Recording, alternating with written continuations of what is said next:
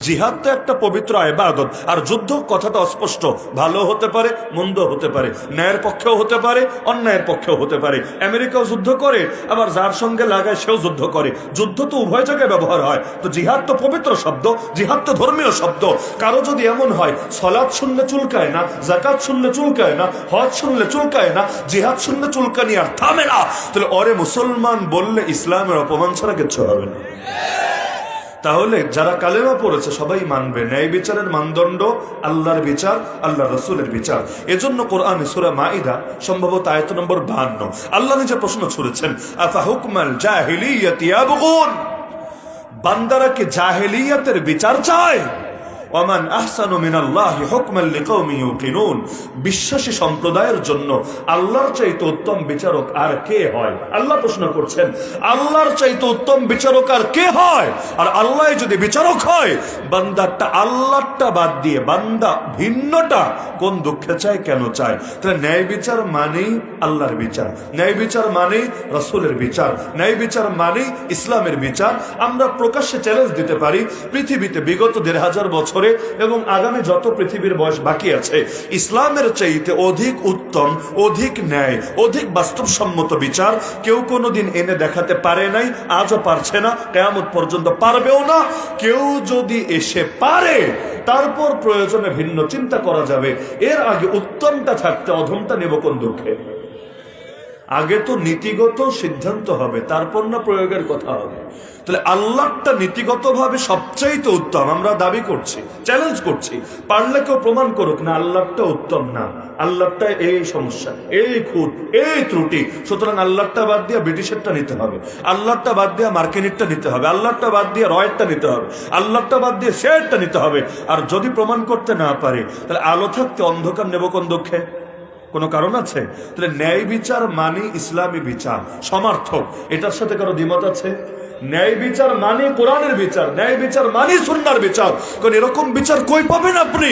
আল্লাহ রাসূল বলেন, মুহাম্মাদের কন্যা ফাতেমা যদি চুরি করে আমি নিজে তার হাত কেটে দেব। লাউ আন্না ফাতিমাতা বিনতা মুহাম্মাদিন সারাকাত লাকাতাতু ইয়াদাহা, যেখানে আমি আমার কন্যারই হাত কাটতে প্রস্তুত, আর সেখানে আরেক নারী মাখজুমি গোত্রের এক নারীর বেলায় সুপারিশ করতে এসেছো উসামা, যে সাহাবী গিয়েছিলেন তার নাম উসামা বিন যায়েদ, তুমি তার বেলায় সুপারিশ করতে এসেছো, এত বড় সাহস! তোমাদের পূর্বের জাতিগুলো কেন ধ্বংস হয়েছে জানো? ওদের মধ্যে যখন সম্ভ্রান্ত ব্যক্তি চুরি করত হাত কাটতো না, কিন্তু যখন অন্য কেউ, সাধারণ কেউ চুরি করতো হাত ঠিকই কেটে দিত। যেমন এখন দলীয় লোক চুরি না, যদি 7 খুন করে তো মাথায় তুলে নাচে, আর অন্য দলের লোকের পান থেকে চুন খসলেও একেবারে গলায় চেপে ধরে। তো নবী বলেন অতীতের জাতিগুলোর উপরে গজব পড়েছে আল্লাহর, এ কারণে ওরা বৈষম্য করত, বিচারের ক্ষেত্রে সাম্য করত না।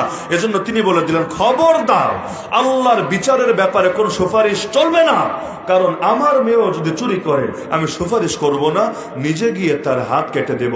এমনকি আমিরুল মুমিনিন ওমর রাদিয়াল্লাহু আনহু জামানায় এক লোক সর্দার তওয়াফ করছে আল্লাহর ঘর। হঠাৎ করে তওয়াফে তো ভিড়াভিড়ি থাকে, স্বাভাবিক ব্যাপার, পেছন থেকে যে তওয়াফ করছিল ওই সাহাবীর পা পড়ে গেল তার কাপড়ের উপর, কাপড়ে টান লাগলো, চাদরে টান লাগলো।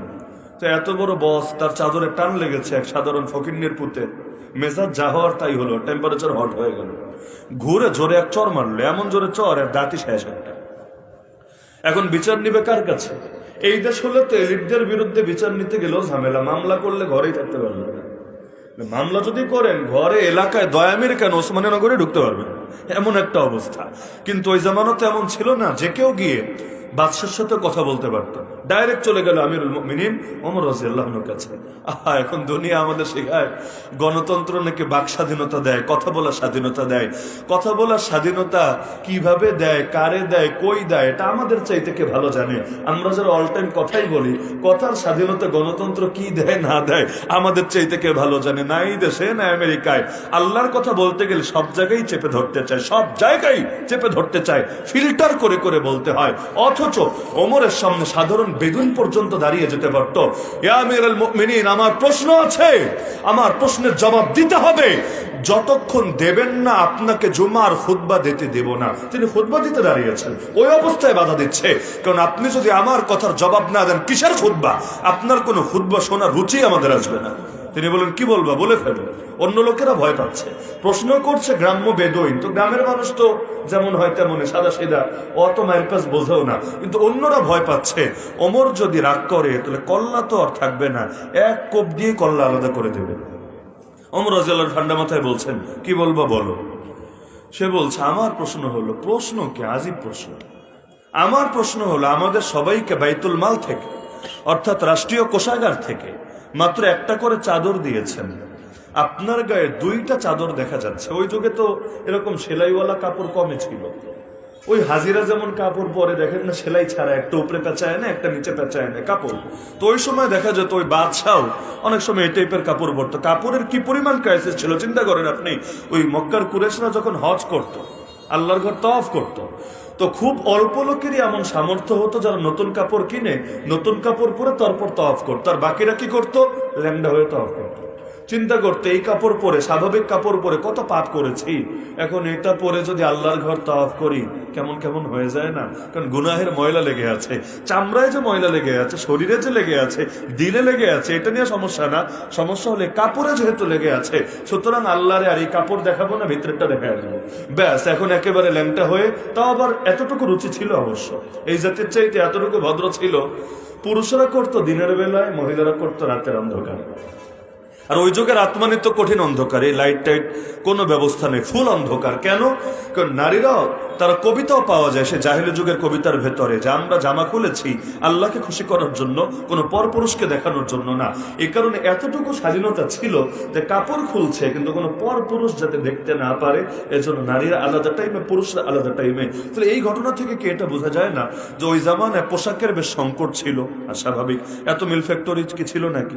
এই সুই সুতা দর্জি এত কিছু, এত ব্যাপকতা এগুলো ছিল না, কাপড়ের সংকট। তো প্রশ্ন করলো, সবাইকে একটা করে কাপড় দিলেন, আপনার গায়ে 2টা চাদর দেখতে পাচ্ছি, অতিরিক্ত একটা চাদর নেওয়ার অধিকার আপনাকে কে দিয়েছে? এই প্রশ্ন বাংলাদেশে তোলেন। আমাদের জীবনমান আর আপনাদের জীবনমান, আপনারা নাকি আমাদের সেবক, আমাদের প্রতিনিধি, আপনাদের হাতের ঘড়ি, আপনাদের শাড়ি, আপনাদের জামা, এগুলোর দাম আর আমাদের দাম। আমরা রাস্তায় যানজটে পড়ে থাকবো, আমাদের অসুস্থ রোগীর অ্যাম্বুলেন্সে কাতরাতে কাতরাতে মরবে, আর আপনারা ভিআইপি ভাবে যাওয়ার আগে আধা ঘন্টা রাস্তা বন্ধ, যাওয়ার পরে 10 মিনিট রাস্তা বন্ধ, আপনারা চলে যাবেন। এই সাধারণ দেশে এমনি রোডঘাট নাই, যা আছে তাও ভাঙ্গা। আমাদের ঢাকা থেকে সিলেট রোডে আসলে তো মাশাআল্লাহ, একেবারে বাংলাদেশে আসলে সিঙ্গাপুর হয়েছে, এর জলজন্ত প্রমাণ হলো আমাদের ঢাকা সিলেটের রোড। আর যদি গোয়েনঘাট আসেন, মাশাআল্লাহ, একদম কলিজা জুড়ে যাবে, একদম দিল থেকে দোয়া বের হবে। বিশ্বাস করেন, একবার খালি আসেন না, আমার বাড়ির পাশেই তো গোয়েনঘাট, আমি বছরে একবারের বেশি সাধারণত মাহফিলে যাই না। কেন? আমারই ভয় লাগে ওই রাস্তায় গেলে, তাও নিজের গাড়ি নেই না। গাড়ির প্রতি এতটুকু মহব্বত আছে না, আমি নিজের গাড়ি নেব না, এতে যেমনে যাওয়া যায় সামনে যাব, কিন্তু নিজের গাড়ি নেওয়া যাবে না। তাহলে ওই যারা এই রাস্তাগুলো দেখলে আসলেই মনে হয় আসলেই বাংলাদেশ সিঙ্গাপুর হয়েছে, না হলে এই আধুনিক যুগেও এইরকম রোড থাকে কিভাবে? তো এখন এই যে বৈষম্যগুলো, এমন কি আমার তো ওই দৃশ্য এখনো মনে পড়ে। পদ্মা সেতু উদ্বোধন হলো, রাষ্ট্রপতি সাহেব, নতুন রাষ্ট্রপতি হলেন, এখনো যিনি আছেন চুপ্পু সাহেব, নতুন রাষ্ট্রপতি হলেন। তো রাষ্ট্রপতি হোক আর যাই হোক, বাংলাদেশে অঘোষিত তো একটা নীতি ছিল, গোপালগঞ্জে, গোলাপগঞ্জ না, গোপালগঞ্জে একটা মাজার শরীফ আছে টুঙ্গিপাড়ায়, সেটা গিয়ে জিয়ারত করতে হবে। এটা লিখিত কোনো আইন নাই, তবে এটা অলিখিত বিধির মতো হয়েছে। শাহজালালে আসলে আসুক, না আসলে না আসুক, বাইতুল মোকাররমে নামাজ পড়তে গেলে যাক, না গেলে না যাক, এগুলো সমস্যা নেই। এমনকি 5 ওয়াক্তের 1 ওয়াক্ত বাদ দেন, জুমাইদ না পড়ুক, এগুলো ব্যাপার না। তবে মাজারে শরীফ জিয়ারত করতে হবে। জিয়ারত না জানলেও সমস্যা না, তবে সেলফি লাগবে, মানে ছবি লাগবে। আপনি যে গিয়েছেন ফটোশুট লাগবে, না হলে এটা প্রমাণিত হবে না। ওই ফটোশুট দিয়ে আপনি যে আসলে অনুগত বান্দা এটা প্রমাণ করে দিতে হবে। ভালো ব্যাপার। তো এখন দেখা গেল তিনি ক্ষমতা এসেছেন, সেখানে যাবেন। এখন মাঝখানে পদ্মা সেতুর উপর উঠেছেন, এটা দিয়ে তো যেতে হবে গোপালগঞ্জে। ওঠার পরে তিনি যেহেতু স্বাভাবিক মানুষ না, তিনি যেহেতু অস্বাভাবিক মানুষ, এখন আমাদের জন্য ওই সময় পদ্মা সেতুতে থামার অনুমতি নেই, মোটরসাইকেলও বন্ধ। কেন? ওরা গিয়ে থামে, সেলফি তোলে, সব বন্ধ। পদ্মা সেতুতে দাঁড়ানোই যাবে না, গেলে মামলা তো খাবেনি, পুলিশ তো জরিমানা করবেই, আবার সাংবাদিকরা উৎপাইতে থাকে, আপনার ছবি মোবারক ভাইরাল করে দিবে যে এই পাপিটা পদ্মা সেতুতে দাঁড়িয়েছে। দাঁড়ানো যাবে না, একদম আপনার স্বাভাবিক সাইড গতি দেওয়া আছে, গতিতে আপনার এখান থেকে চলে যেতে হবে। রানিংয়ে যতটুকু দেখতে পারেন ব্যাস এইটাই। কিন্তু তিনি তো আর, আইন তো আমাদের জন্য, গরিব মানুষের জন্য, বড় লোকসের আবার আইন আছে। আর রাষ্ট্রপতি, তাদেরকে আবার আইনের এত ব্যাপার স্যাপার আছে। তিনি গেলেন, থামলেন, নামলেন, সবাইকে নিয়ে ছবি টবি তুলছেন। এদিকেও বিশাল জ্যাম, ওদিকেও বিশাল জ্যাম। একটা অ্যাম্বুলেন্স আটকা ছিল জ্যামের ভেতরে। অ্যাম্বুলেন্সে যে বাচ্চাটা সেখানে ছিল, ওদিক থেকে ডাক্তার বলেছে দ্রুত এনে তাকে লাইফ সাপোর্টে ঢুকাতে হবে, বাচ্চার প্রাণ হুমকির মুখে। এদিকে ফ্যামিলি কাকে বলবে, কাকে রিকোয়েস্ট করবে? একবার পুলিশকে বলে, একবার অন্যদেরকে বলে, কারো মন গলে না, কারণ তাদেরও হাত পা বাঁধা। চাইলেই তারা ছাড়তে পারবে না, এখানে বহু ঝামেলা আছে। আর একটা ছাড়লে সামনেও গাড়ি, পেছনেও গাড়ি, বহু রকম ঝামেলা আছে। অবশেষে তারা বারবার বলেও কোনোভাবে কোনো কুল কিনারা করতে পারলো না। বিকল্প কোনো হেলিকপ্টারও তো আর গরিব মানুষের জন্য আসবে না, আসার কথাও না। অবশেষে সেই বাচ্চাটা কাতরাতে কাতরাতে সেই অ্যাম্বুলেন্সের ভেতরে শেষ নিঃশ্বাস ত্যাগ করল। আজও পর্যন্ত এটার জন্য কেউ সরি বলেছে বলে আমার জানা নাই।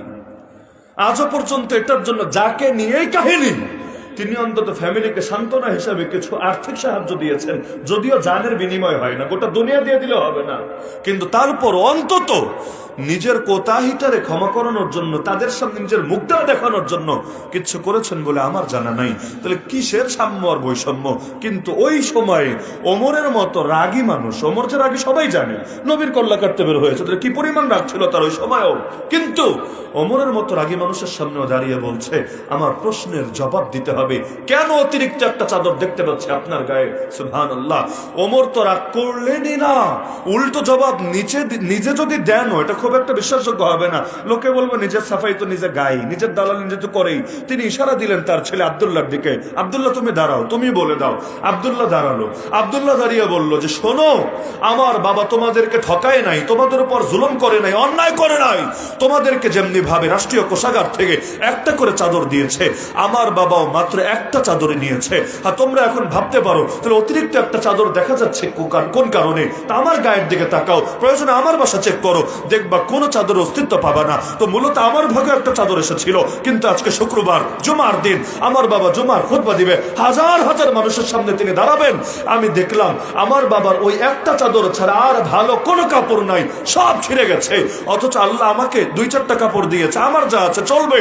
আমি চিন্তা করলাম আমার তো এই চাদরটা না হলেও চলছে, কিন্তু আমার বাবা আজকে ছেঁড়া কাপড় পরে জাতির সামনে দাঁড়ালে সন্তান হিসেবে আমারই লজ্জা লাগবে, আমারই মাথাটা নত হবে। এজন্য আমারটা দিয়ে দিয়েছে আমার বাবাকে।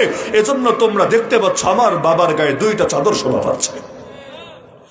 বাক স্বাধীনতা কাকে বলে শিখুক জাতি এখান থেকে। কিসের বাক স্বাধীনতার কথা তারা বলে? কথা বলতে দেরি ফেসবুকের কমেন্টের জন্য 7 বছর জেল কাটা লাগে, খালি কমেন্টের জন্য। কোন দেশের আলেম মারা গেলে ইন্না লিল্লাহি ওয়া ইন্না ইলাইহি রাজিউন বললে দল থেকে লাথি মেরে বের করে ছাড়ে। কি আজীব এক তামাশা! এরা আবার বাক স্বাধীনতার গল্প শোনাতে আসে। বাক স্বাধীনতা মানে যে যত ইচ্ছা নবীরা গালি দিবে, এতে সমস্যা নেই।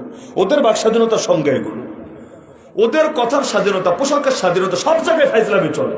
পোশাকের স্বাধীনতার নামে নারী যত পোশাক খুলুক, এতে কোনো আপত্তি নাই। একদম যদি অর্ধ উলঙ্গ হয়ে চলে, এতে আপত্তি নাই। কিন্তু নারী হিজাব পরে, নেকাব পরে প্রতিষ্ঠানে ঢুকতে পারবে না, ঢোকার অনুমতি নাই। এমনকি একজন বিয়ে করবে, বিয়ে করেছে এক হাফেজা কোরআনকে, পর্দানশীল নারীকে। কেন পর্দানশীল নারীরা বিয়ে করলো? তার বউরে কেন দেখতে পেল না গোটা জাতি? এজন্য ওপারে বৈশা বৈশা, ওই বেড়ি নাম বলার দরকার নাই, ওই উনি না, ক্ষমতাসীন না, আরেকজন যার বিরুদ্ধে আন্দোলন করে আপনারা ভাগিয়েছেন। যাই হোক, তো এখন এবারে আন্দোলন না, সে প্রিন্সিপাল রহমাতুল্লাহ আলাইহি জামানার আন্দোলন। তো দেখা গেল ওইখানে বসে সে চুলকাচ্ছে, কিরে ও বোরকাওয়ালা মহিলারা বিয়ে করলো কোন দুঃখে? তেলে বোঝা গেল ও ধর্মান্ধ, ওর বউ ধর্মান্ধ। সুতরাং ওরা যেহেতু আন্দোলনের নেতৃত্ব দিয়েছে, তার মানে বাংলাদেশ মৌলবাদী রাষ্ট্র হয়ে গেছে, জঙ্গিবাদী রাষ্ট্র হয়ে গেছে। তাহলে নারীর পোশাক খুললে তোমার মজা লাগে, এটার পোশাকের স্বাধীনতা মনে হয়। আর বোরকা পরলে, হিজাব পরলে তখন আর স্বাধীনতা মনে হয় না, তখন তোমার চুলকায়। আসলে তোমরা নারী জাতিরও বন্ধু না, তোমরা হলা ইবলিসের চামচা ছাড়া কিচ্ছু না। তাহলে ন্যায় বিচার মানে ইসলামের বিচার। এর চাইতে বেশি সাম্য, বেশি নিরাপত্তা পৃথিবীর কেউ নিশ্চিত করতে পারবে না। আর প্রসঙ্গক্রমে বলে রাখি, বাংলাদেশে যেহেতু এখন হাউকাউ হচ্ছে এটা নিয়ে, এক নতুন গঠিত দল, সেই দলের মুখপাত্র কথা বলতে গিয়ে ইসলামের মিরাসের বিধান নিয়ে একটা আপত্তি করে বসেছে। সেই পাকিস্তান আমলে প্রণীত মুসলিম ফ্যামিলি ল, এটার প্রসঙ্গ টেনে একদম আপত্তি করে দিয়েছে ইসলামের গোড়ায়। সেটা কি? বাপ মারা গেলে যদি এক ছেলে রেখে যায়, এক মেয়ে রেখে যায়, আপনারা সবাই জানেন ছেলে আর মেয়ে সমান পায় না। ছেলে পাবে 2/3, মেয়ে পাবে 1/3, মানে 3 ভাগ কইরা 2 ভাগ দিবেন ছেলেরে, 1 ভাগ দিবেন মেয়েরে। তা এখন এটা নিয়ে তার চরম আপত্তি। আপত্তিটা কেন? যে বাংলাদেশে যত বৈষম্যের বিরুদ্ধে আন্দোলন হয়েছে, এই বৈষম্য দূর করতে হবে। নাউজুবিল্লাহ মিন যালিক। বৈষম্য দূর করতে হবে মানে আল্লাহর আইন পাল্টায় দিয়া নতুন করে নারী বান্ধব আইন বানাতে হবে। অথচ একটু কমন সেন্স থাকলে বুঝে আসতো, কমন সেন্স থাকলে বুঝে আসতো। একদম ধার্মিক লোক হওয়া লাগবে না। যে হিসাব যখন করতে হয় তখন শুধু আয় দেখে হিসাব করলে হয় না, আয় প্লাস ব্যয় উভয়টাকে সামনে রেখে হিসাব টানতে হয়। শুধু আয় দিয়ে হিসাব হয় না। আরে দুইটা লোকরে আমি যদি সমান আয়ের ব্যবস্থা করে দেই তবুও হতে পারে তাদের উপর ইনসাফ হবে না। কেন? মনে করেন একটা ছেলে বাপের হোটেলে খায়, মায়ের হোটেলে ঘুমায়, গ্রাজুয়েশন কমপ্লিট করেছে, আবার পরিবারের অনেকে বিদেশে, এক ভাই কানাডা, এক ভাই ইউকে, এক ভাই আমেরিকা, সেও বিদেশ যাবে, চেষ্টায় আছে। এখন বেকার থাকলে তো একটা লজ্জা, এটা একটা সামাজিকভাবে একটা লজ্জার বিষয়। যদিও বাংলাদেশে 40 লাখের বেশি শিক্ষিত গ্রাজুয়েশন কমপ্লিট করা ছেলে মেয়ে এখনো বেকার হিসাবে আছে। তো এখন সে চিন্তা করলো আপাতত বিদেশ যাওয়ার আগে কোনো এক প্রতিষ্ঠানে ঢুকি, কোথাও জব করবো। সে এক জায়গায় ঢুকলো, তারা ধরেন 5,000 টাকা দেওয়া হলো মাসিক বেতন। যদিও 5,000 টাকা কিছু না, কিন্তু ওর জন্য এটা ফাও, কারণ ওর ডেইলি 5,000-এর উপরে ওর পকেট খরচই আছে। ও আরো প্রতিষ্ঠানটা দিতে পারবে, ওর এই টাকারও দরকার নেই। এটা জাস্ট একটা পরিচয় লাগে, সেই হিসাবে চাকরিতে এসেছে। আর আরেকজন, তার বাসায় বেশি না, মাত্র 10টা বা 12টা বাচ্চা আছে। আবার চিন্তায় পড়বেন, আল্লাহ এত বাচ্চা কেমনে থাকে। এগুলো আপনারা চিন্তা করেন না, মুরব্বীদেরকে জিজ্ঞাসা করলেই বলবে যে চাচা কয়জন? বলবে আলহামদুলিল্লাহ আল্লাহর মাল 12 জন, আল্লাহর মাল 14 জন, আল্লাহর মাল 10 জন। এভাবে বলে না, আমার ভালো লাগে, আমার গর্ব আছে। কেন গর্ব আছে? এ কারণে যে কিয়ামতের দিন নবীজি কিন্তু গর্ব করবেন উম্মত বেশি হলে, করবেন।